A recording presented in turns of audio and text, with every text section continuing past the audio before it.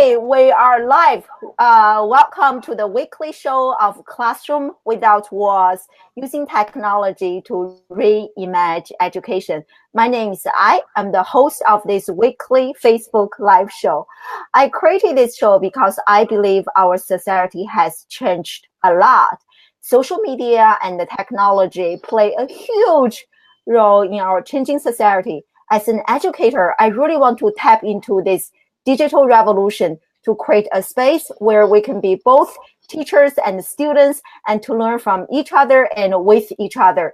On this show, I interview leading professionals and educators regarding topics related to social media, technology, and entrepreneurship. If you are new to the show, thank you so much for being here. If you are a returning attendee, you know how much I love you and how much I appreciate your support. If you are watching this on replay, future people, thank you so much for checking this out.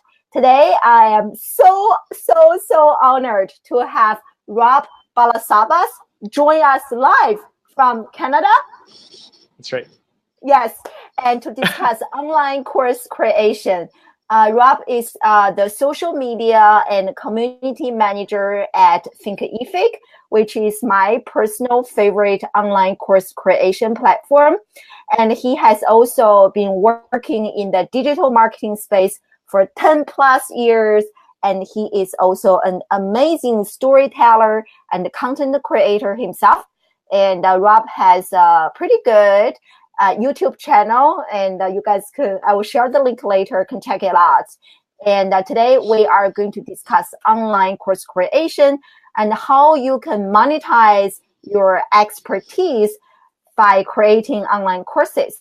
So thank you so much for joining us live, Rob. We are so honored to have you, and welcome to the show.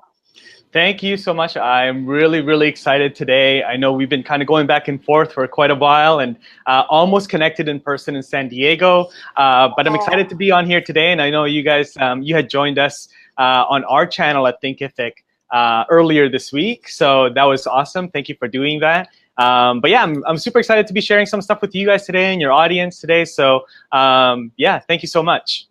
Oh, thank you. And I just want to say hi to the people who join us live. Hey, Tracy, thank you so much for staying up late. I have several people joining us from London, UK. It is really late, so we're having a little pajama party right now. And hey, Meredith. Hi, Jim.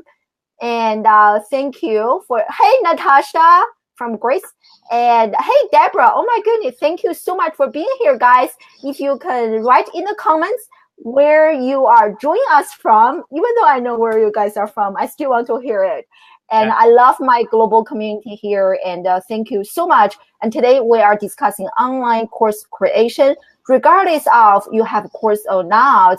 And please ask any questions, even if you are starting out on this journey or you have already launched a course, please feel free to ask the questions you have. I will also pin the Be Live link, like I always do, in the comment section. Please feel free, even if you are in your pajamas, you can still click on that link and join the live video chat with us to say hi or ask your questions. Okay, let's get started. Are you ready? I'm ready. Yeah. Yeah, I'm excited. So yeah, definitely I'm excited for your questions. But yeah, I'm really also excited for your audience's questions. So looking forward to those. Yes, awesome. So creating an online course to sell our expertise sounds like an amazing business model. And I myself had created an online course last year. So do you think creating online courses is a good option for anyone or everyone, regardless of one's field of expertise? So I'm thinking about all those like yoga teachers and personal trainers. So anyway, if you can share with us. Yeah, definitely. I mean, the whole online learning industry is huge. I think in 2017, Forbes put out that I think their estimate of it is about $255 billion as an industry. So there's a lot of topics. There's the ones that you would think about naturally, marketing, social media, digital marketing, all those kind of things on the business side. But there's lots of online courses that we see here at Thinkific of all types of topics. People that teach how to hula hoop and different crafts and different types of art, horseback riding, how to fly drones professionally, public speaking, how to MC a wedding, writing wedding vows. There's like all these types of courses that, naturally you probably can't find in like, at your local, rec center or like in your local space in real life, but you can find it online. So yeah, it's definitely for all types of people with all types of expertise. Wow, that sounds amazing. The wide range of options you just mentioned. Wow, that gives me lots of hope, because I don't know many of if anyone in the live audience. I was thinking, because I have only been exposed to social media marketers who have their online courses. And so this is really eye-opening to hear, and don't have any self-limiting beliefs. And for the live audience, I also want to know, what is your specific field of interest or industry, so that we can ask more questions tailored to your interest. Awesome. Yeah, that's a good question. That's a good question. Really curious what people in your audience, like what do you guys specialize in, or what space are you guys in? What niche do you guys play in? Would love to know that. Yeah. Yes, please let us know. And Meredith, to answer your question, if you are you should be on my Facebook page, right underneath the live video screen, and I think you see like, comment, and share. So click on that share button, and you can share our live show on a different page and invite people to join us. So thank you so much. That's very nice of you. And hey, Brigitte, and thank you so much for joining us from South Africa. In South Africa, wow. You really have a global community. That's amazing. I feel like, even though like everyone in the audience right now is kind of from a different country, believe it or not, and which is really crazy. Yeah, so here's Natasha, and she's actually thinking about creating an online course for personal branding and social media. Perfect. Cool. Sounds good. That's perfect. Yeah, like, yeah. And just keep the comments. Yeah, keep the comments coming, guys, and keep sharing, because Rob is amazing. Thinkific is amazing. Online course creation, I love it. So more people can join us and join the conversation. Perfect. And so we discussed one question. My second question is, you have been working at Thinkific for quite some time, and what do you think are some common misperceptions or mistakes or challenges that people encounter when they are thinking about or launching or creating their online courses? Yeah, that's a good question. People, the idea of having an online course, that makes money while you sleep and all that stuff, these are the things that people are looking for, to leverage technology so that they can reach more people. But of course, once you start doing this, and just like anything, you start diving into it, you sort of like find challenges, and like I think that the term that you use is self-limiting beliefs. So these things that you think about that are like, oh, I can't, and these are the things that'll stop you. And so what we actually did, because our user success, so the success of our course creators is a very important thing, just like any company for us, our user success is really important. So we actually did a poll inside of our community, which lives in Facebook. If you search Thinkific Studio, you'll find our private Facebook group. There's over 12,000 course creators there now that are just like engaging, helping each other out, sharing best practices and all that. So we polled them and asked them, what's the biggest challenges that you have when you're creating your first course? And so we got a lot of feedback. So the first one, I think, was that people didn't have enough time, right? We have busy lives. And so people said, I don't have enough time to create courses, which is actually pretty ironic, because online courses will actually give you more time. It is a bit of time investment in the beginning. One example is if you look up a lady, her name is Mimi G. Her Instagram, I think, is at Mimi G Style, and I can share the link with you later. Yes. But basically, she's a fashion designer, and so she used to service clients one at a time. So she would design clothes for clients, and then basically serve one client at a time. So what she did was she started creating videos and tutorials to teach people how to sew. And so she was able to reach more people, help them, and then now she is just full on teaching. She doesn't actually do any more of her own like client services. She just teaches. So she just recently launched a men's course, so like designing men's clothing. And then I think now she's also launched a kids sort of like courses for kids clothing. So that is, and now she has all the time in the world, right? Because she doesn't have to service one client at a time. She's not trading time for income or money. She is now able to reach more people and have a better income along the way. So that was one, is that not enough time. A lot of people really are like, they want things to be perfect, and this is normal. Like you mentioned, YouTube. I have a YouTube channel which I just started, and you edit videos and you want to make it look so perfect before you publish. But one of our really successful course creators, I think you might know him, is Scott Olford. So Scott, so Scott has a really amazing business. He works with 6-7-figure business people and consulting them. He's done a lot of product launches, and his main product, his course, he started in 2015, and he's reshot it 6 times since then, right? So initially when he first shot it, it wasn't perfect, but he launched it to the market. He got feedback. He got, obviously some revenue from it. He got better equipment, shot it again, and he's done this 6 times since 2015, right? So he just kept improving. So so a lot of people are really afraid they want to make things so perfect before they launch it. So that's the second one. I think the third one was technology. So people are like, oh, I need, courses now, they need a lot of video, for example. And so I don't have a nice, expensive camera. So we always tell people, these phones that we have now, they're like better than a lot of cameras these days, So on YouTube, actually, like the YouTube videos that I would create, or like even on all my social media, on Instagram and IGTV, they're all shot with a phone. So that's for your YouTube channel, you use your cell phone. Wow, that's impressive. Yeah, just a cell phone. So we have there's a course creator. She's really successful. She teaches hula hooping. She has a huge YouTube channel. And then she started creating courses. Her name is Deanne Love. She's out of Australia. And her first version of her course, she shot it on her phone. So she went to the park.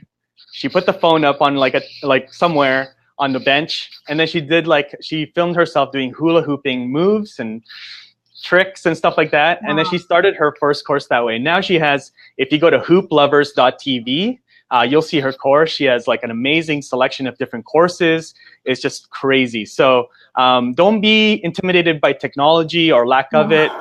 These phones that we have are enough.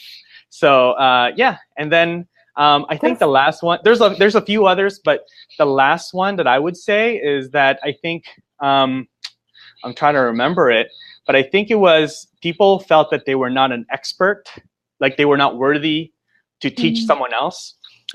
So when that happens, really like the mindset of it is that even though you're not, there's always going to be somebody better than you or more knowledgeable, more experienced, but there is going to be an audience that is going to gravitate to your message and to your experience. And so if you can help them get to the result that they're looking for, then to that person you are an expert, right? So even if like the way that we sometimes explain is that if you're in grade 2, then you can teach somebody in grade 1, right?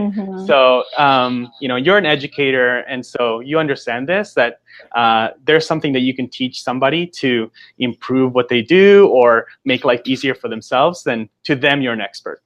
I totally understand this at a theoretical level, but I also struggle with this. I can so relate with every single mistake or misperception that you share here.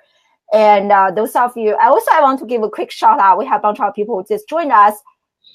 Oh, Zakia is here. Thank you so much. She's an amazing soap lady, and her story is absolutely amazing. Follow her, everyone. And Dorothy is here. Thank you so much. And Sabrina, oh, I'm so glad you made it. Sabrina. Hey, Sabrina. After 3 reminders. And also I saw, and Deborah K is joining us from Singapore, 5 a.m. So thank you so much. And regarding the misperceptions you mentioned, I had my online course I created last year, but I didn't do any promotion at all because I felt like my course was not good enough, and who am I to do this?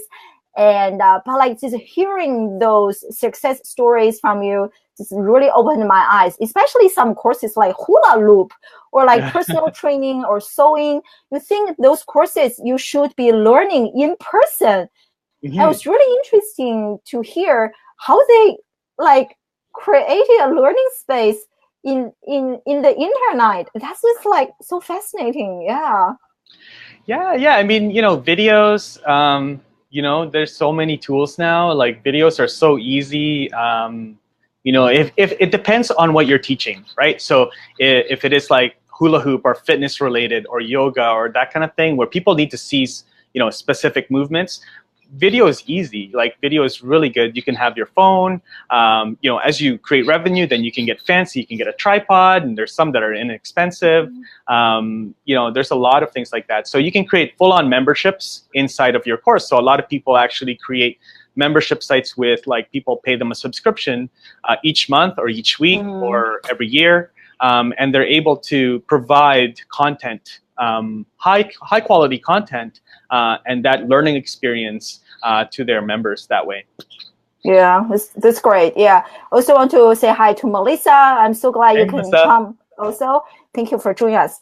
So let's dive to the core of today's chat. And I have been following Thinkific for quite some time, and I know that you guys have a proven 5-step kind of formula to create, launch, and make money from online courses. And can you please share those 5 steps with us, Rob? Yeah. So really, like first, we have a whole webinar on the blueprint. But really, what it is first you creating an outline, right? So create the outline. So mapping out your students' learning journey, right? So sorry to interrupt you. And do you have a link to the webinar? Is the webinar like reoccurring so I can share the link just in case other people want to join? Okay, sorry. Yeah, absolutely. Yeah, I'll grab that link and I'll put it in the comments after. Is that okay? Yes. I'll just have to find it. So really quick, sort of like high level is that first you create the online course the course outline. So there's a lot of there is the blueprint to online courses. That is sort of like one way to do this. It really depends too, and I want to make sure that I'm sensitive to different people as far as their level expertise and their experience with online courses and even just teaching in general. There is an online course blueprint that really is really good if you have your content already kind of dialed in and nailed down. There's a sort of another approach is that if you have so much content, and also I have some resources I can share with this, is that a lot of people will pre-sell their courses. So pre-selling means if you have either you don't have your content created or you already have so much content, you don't know which course to create first. So let's say, for example, you're a consultant or a public speaker. You have so much content you can pull out, right? You have different topics that you can talk about. So a lot of people will pre-sell so that they can kind of do a pilot course. And really what it is that they're surveying their audience as to what their audience's pain points are, and then creating the course that would service that those major pain points first, right? A lot of people will create courses and spend months, weeks, sometimes years creating this perfect course. And then when they launch it, they realize that there is no market for that course or for that topic, right? So we've come across that before. Like it's again, people want to have a perfect thing. So yeah, so what we say is that, for example, I think I'll share the webinar with the 5 steps to the creating your online course. But I think a lot of people here, if I'm not sure what as far as the audience, if they already have content or not. But I think pre-selling your course is what I do. Like when I launched my first course, I already had so much content. I just did a pre-launch, which means that essentially you create a landing page. And what I did was a 4-week live session. So this is live, right? So video streaming like this, like using Zoom. And so I did one on Instagram. So what I did is then I had some content already. So it's 1 hour long. Each week was 1 hour. I was going to go live 1 hour long. First 20, 30 minutes, I had content I wanted to talk about. And then the other 30 minutes was just purely Q&A. So I wanted to know what questions the students had. And then I would write down every question. I recorded the session. I studied it after. And essentially, those questions helped me write my course, right? Because now I know that these are the pain points that people have. And these are the pain points that my audience will consume or want to know. So I know that there's a market, and then I know what the product or what the pain points are for that market, and then what the solution is what I provide. So that's what I would suggest, and we also have a quick guide on how to do that. So here's a quick question from Sabrina in terms of pre-launch. How long before should you? How long before should you pre-launch? I would say it really depends, Sabrina. But for me, I would do it about 2 or 3 weeks before you start your course. So I would do that way, right? I wouldn't do it too long, but I also wouldn't do it too short. You want to give people some time. Yeah, that's a good question. So I would say 2 to 3 weeks. And also when you're pre-launching, there's the whole storytelling side of it, right? So you want to start talking about your course on your social media, right? You want to do some Instagram stories of you, writing your content or creating your landing page, right? You want to build some interest. You want to start talking about it on your different channels so that people know, hey, what is this? What is Rob working on? What is this, right? So you want to start engaging and making that, you want to start hyping it up and talking about your course that you're pre-launching. Yeah, take them behind the scenes. Social media is awesome now, with Instagram TV and Instagram stories and Facebook Live and these kind of things. So start talking about your course. There's a gentleman that one example that stands out in my head is a guy named Tyler McCall. He's out of Chicago. He's an Instagram guy and he's an Instagram expert strategist. And so he just did this. So what he did was he did a series of 4 weeks Facebook Live, giving tips on Instagram, free tips. And then at the end, he would basically talk about his course. But yeah, he gave tips and then he did Q&A. So it's sort of same thing.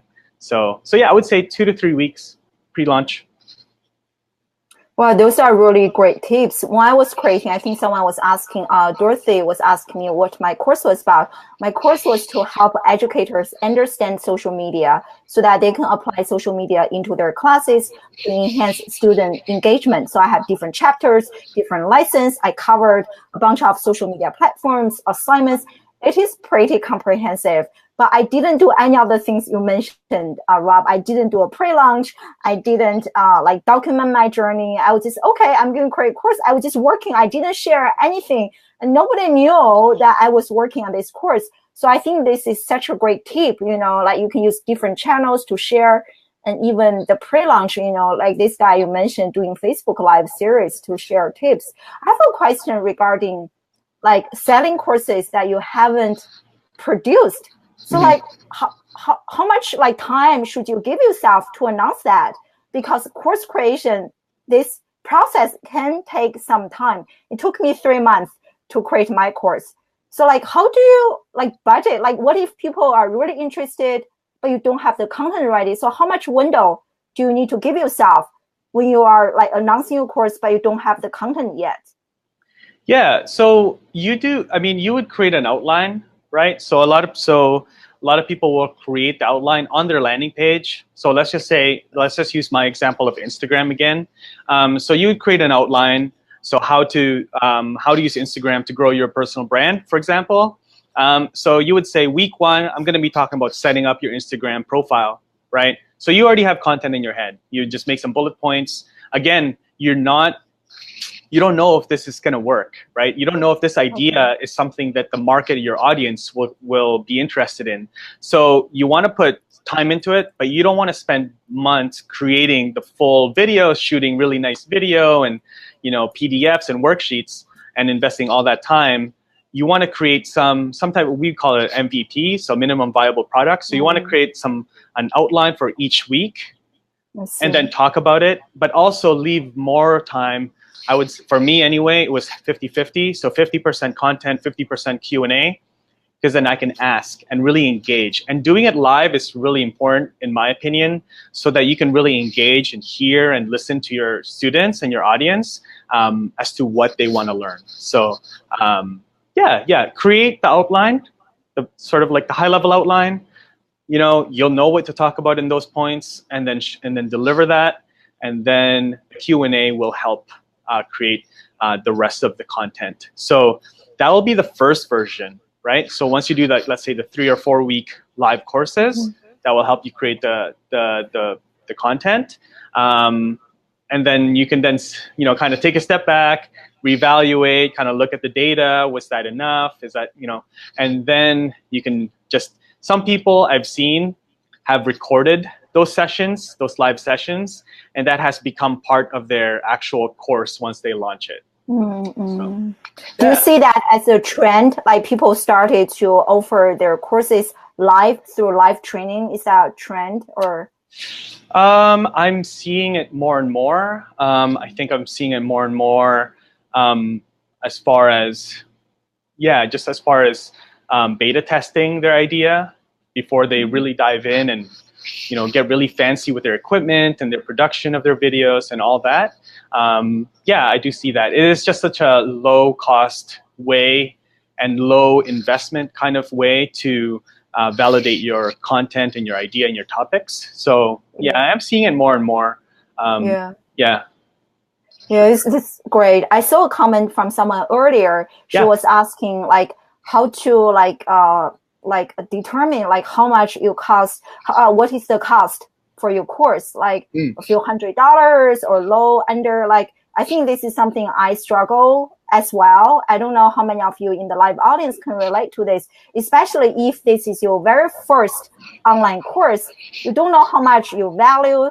You couldn't like associate your value with dollars. That's at least my case. So do you have any tips on that, Rob? Yeah. The pricing of a course is that's a tough one. What I suggest and what we kind of teach at Thinkific and is to actually look at the outcome. So it really depends again on your course, right? It depends on your course. So if your course, for example, helps somebody get a promotion at work, right? So we have a gentleman, he teaches Excel. A really basic sort of like dry topic of Excel.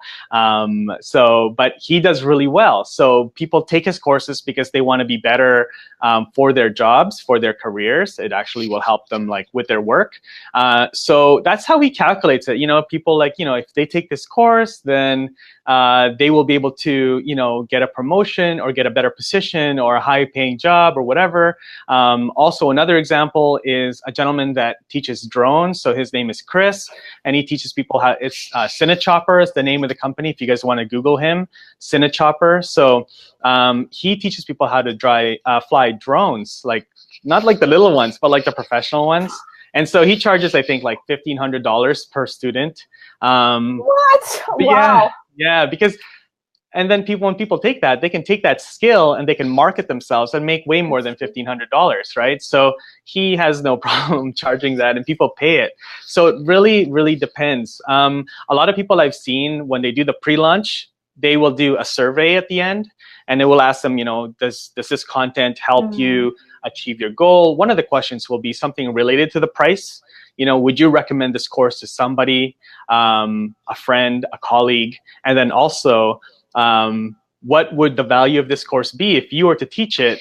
And it would have like options, right? $99, $299, and then that's, they've already paid or they've already taken the course, so then they can just kind of put it, be honest with it. So again, trying to listen into your students, I think that's really important. And ask them, yeah. Here's kind of a relevant question from Dorothy, and she asks if pilot courses are free. Pilot courses are free. Good question. For me, it would be paid. You should charge, not to make like a whole lot of money, but to get people to invest in it. Sort of their mindset is that they are paying for it. Even put some type of dollar value to it, because then they're invested. They will show up. If they didn't pay, if it's free, it's a 4-week course. I'm going to go the first time. If I like it, I'll go to the second one. But if I don't, I'm not going to come anymore, But if they paid for it, then they'll likely show up. Is that they paid for it. They understand, that they're going to show up every week. And also that you're actually giving them a lot of your time, right? You are at the end of the day, you are still an expert in what you do. So you do have that to offer them. So even though it's a pilot course, you're offering a lot of knowledge during those live sessions. And they're getting to have a lot of your time and attention for those 3 or 4 weeks, whatever that may be. So there's definitely value in that. So people are paying for pilot courses. Absolutely. Yeah, I think so. I think when people pay, they are more likely to pay attention.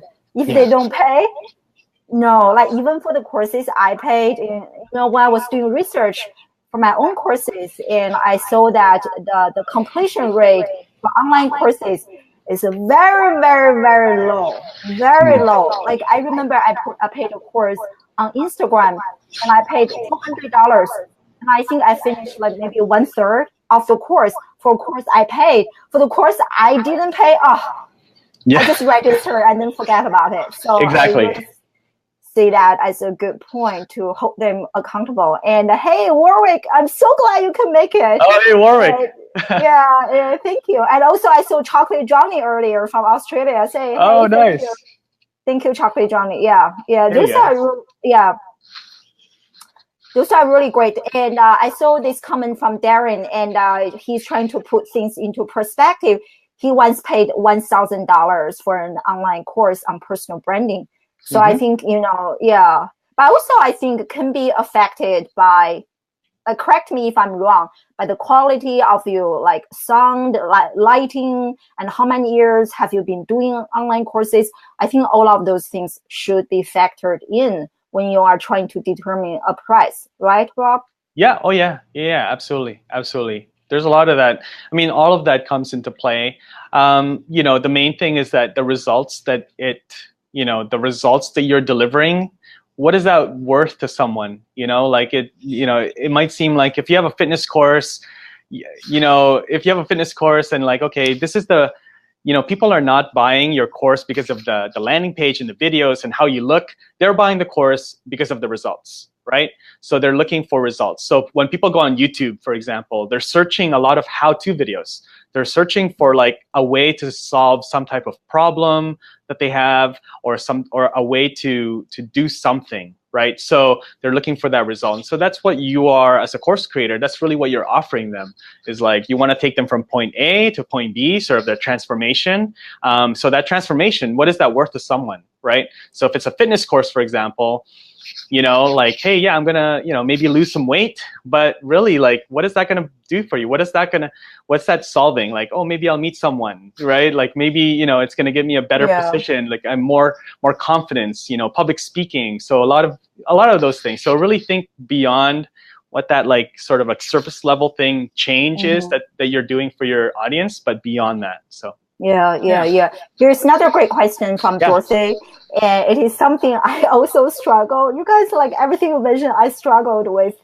And so she's asking how long should, I guess, even the entire course and the video, like how long should each video be, like chapters, lessons, like should you have long ones or short ones? So can you please touch on that?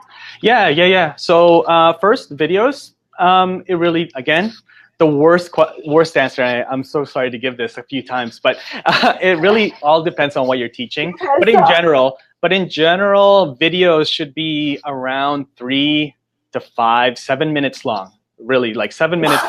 It's just like you want to break it down into short videos because A, people have a very short attention span, and B, if your student wants to go back to your videos to rewatch a particular topic or bullet point that you were talking about, then it's easier for them to go back to, you know, that one video of that specific topic rather than going through like a 30-minute video looking for that 1 minute or 90-second bit that they wanted to hear and reference back to. So that's the key. So as far as even like completion rates and engagement rates you were sharing, so we found that short videos in courses result in higher completion rates altogether. So short videos. Wow. But how about those people you mentioned earlier? They do live training, and then later after the live training, they will like record the live training and save the video and as an online course. So how about that? Do you like edit those long, like Facebook, Instagram, whatever live you do, and cut them into shorter videos? Like, what's your recommendation? Yeah. There's tools out there, like you can just cut the 30-minute or 60-minute videos into really easily into short videos. I'm a Mac user. I'm not sure what everyone is using, but if you're a Mac user, for example, iMovie is super easy. You just put the video in there, and then you can split the clips into like really easy in 2 clicks. So that's what I would do. Yeah, absolutely. Okay, that's great. And here's another question from my super role model, and she asked, "What are your thoughts on open enrollment versus closed courses?" Open enrollment and closed courses. So at Thinkific we do both. We have some videos that you can watch, video training that you can watch. We have created Thinkific as a platform. The student experience is that if they want to watch even a free trial course on a Thinkific site, it's a 2-step registration. So the first step is that they have to create an account on your site. That way you get the email address and you get their name. If they get to the, if it's free, then they go straight to the course. But if it's a paid course, then they go to the checkout page where they put in their credit card information, they check out. The reason we do that is just for marketing. You know, we want to help you build your list so that you can sort of market to them. And even if they abandon the cart, meaning like they fill out and create an account on your site, but then they get to the checkout page and then they stop or decide, oh, you know what, I changed my mind, then at least you have their contact information, and now you can market to them. You know, maybe even email them and just say, hey, notice that you went to our site, you were going to register, it didn't work out, like, did you have some questions? You know, so so for me, I'm a big believer of email marketing still, right? There's so many tools now, but email is still very, very key for what I see out there. So collecting that email. So even if it's a free course, you want to collect the email, right? So that you know who they are, and then you can start sort of like engaging with them and marketing to them, sending them some value. Yeah. This is such a great tip. Just yesterday, I mentioned I took this I purchased this Instagram course, but I only watched like 1/3. So yesterday I got an email from the course creator asking, "Hey, you only finished like a third of this. What's going on? How can I help you?" And that just made me feel good. Like people don't forget about me after they get my dollars. They still care about me. They still want to see me succeed on this journey. I think that makes me feel good. Most people after you buy something, they just like, okay, my job is over. They forget about you. But like when you take the time to send that email, to check on this person, it does make them feel very special. Yeah. Yeah, absolutely. Sorry, one quick thing with that reminder email, that's actually, we got that feedback quite a bit. So we actually set up a weekly reminder email that goes out by default to all of our course creator students, just saying, hey, it looks like you've completed 28% of this Instagram or whatever this course is. Did you have any questions? If you want to continue, click here, right? Because a lot of people forget, or they just need that little push or a little reminder. So Exactly. you can turn off that reminder. Like people ask us that all the time. You can totally turn off that reminder, but it's there, and it helps keep your students engaged, for sure. Yeah. Our Chocolate Johnny is saying hi to us. Thank you so much, Johnny. Hey, Chocolate Johnny. And oh my goodness, you got a fan here. Totally using Thinkific. This is a great transition. We are just wrapping up here. So there are so many online platforms to create and launch online courses. So why Thinkific, and what makes you guys special? And of course, I'm biased, and you are also biased. I am too. Yeah. But on a really like sort of open level, we really pride ourselves in our support. I think that's where a tech company in general can really make a difference with I guess our competition. So we're very much support driven. Our whole team here, like including Greg, our CEO, our Matt, our CTO, like all the way down to me, all the guys down here, we all do support. Like it's part of our culture, and it's built into our schedules that every week we actually answer customer tickets and technical questions, because we want to keep connected with the people that are using this platform. So we want to keep this as human as possible. We do a lot of community things. So if you go to our Facebook group, you'll see we've got over 12,000 people that are there. They're sharing their insights. We are there as well. And then beyond that, this year we've actually started hosting in-person, face-to-face meetups, because we really want to like cultivate community. So not just online. I think we're doing that really well now, but offline, right? We want people to connect, network, collaborate, keep each other accountable. So, for example, in July, there's going to be Thinkific meetups in London, Croatia, Toronto, New York. There's meetups that are happening in Atlanta, Philadelphia, San Francisco, Manila. So this is something we're taking a very big step towards, because we want to make sure like our platform does what it needs to do, and it keeps getting better all the time. Like we are always listening. A lot of the features that we build are because of what our users are telling us to build, not necessarily what we're seeing other LMS companies build. We really are focused on our customers. So I think that's where we make a difference. So our support, our community, and the fact that we are really listening to our community. Mm-hmm. Yeah, I share the Facebook group that Rob mentioned. Oh, okay. You guys Great. should definitely join. I love that Facebook group. Last year, when I was trying to decide which platform to use, there is Teachable. There's just so many options. And that Facebook group helps me so much. Every time I posted a question there, within a few seconds or minutes, someone will get back to me. Even if this person is not from Thinkific, it's from the community, will answer my questions. So definitely, like if you guys are thinking, not sure, definitely join that group. Will really help you. And Meredith also asked if you can just share all the like links. We share so many amazing stories, the 5-step blueprint, all those things. So after the live interview is over, and I hope Rob can share some of those links with us.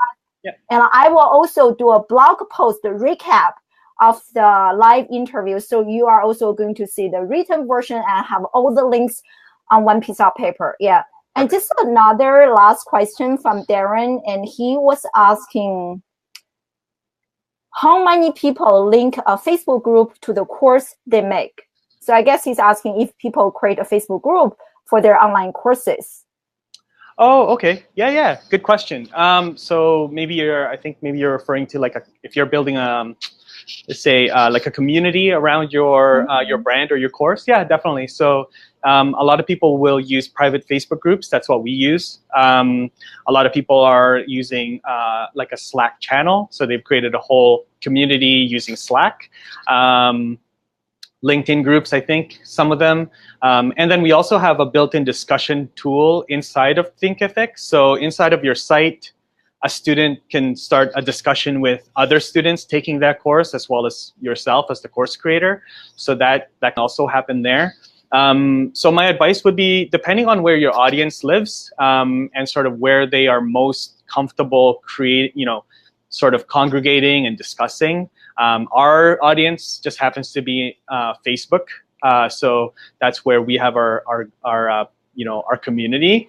But yeah, it really depends. Again, this is an opportunity where part of maybe when a student comes into your course, you can ask them that, right? You can have a little survey in the beginning, just a simple survey, maybe 2 or 3 questions of saying like, hey, what is your goal with this course? Like, what would you consider a success with this course, right? And then really listen to that. A second maybe would be like, where do you spend most of your time online? Or where do you tend to communicate with groups? Would that be Facebook, LinkedIn groups, Slack, whatever that may be? And then what questions do you have? Like really 2 or 3 questions. You just want to let your students know that you are listening. I think that's a really important thing. That's awesome. Just to wrap up here, and one parting piece of advice regarding online course creation, and where can people discover more about you and Thinkific? Yeah. Thinkific is really easy. So it's just thinkific.com. It's where you can find us. We have a free plan. So there's a free starter plan, which is literally, it's free. There is no monthly cost. There's no expiry. You can start building your course there. So definitely take that on. We have a weekly webinar happening every Thursday, 11 a.m. Pacific time. So I'll link to that in the comments. We have our Facebook group on all of our social media. It's just @Thinkific.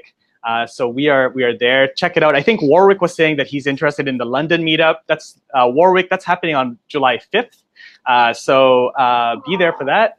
That's going to be in London, in Moorgate. It's a WeWork office. But yeah, so you can see all of our events on our Facebook group and Facebook page and all of our social media.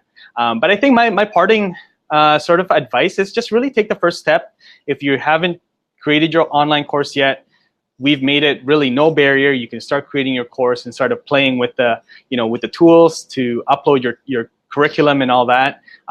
It is something, the whole educational industry is being disrupted online, right? So people just want to learn what they want to learn, and that's really the best avenue for people to do that. They're finding is online courses, and don't just think of online course as a way to make money. As far as like selling courses directly, it can definitely be used for other things, for customer acquisition, for customer retention, customer training.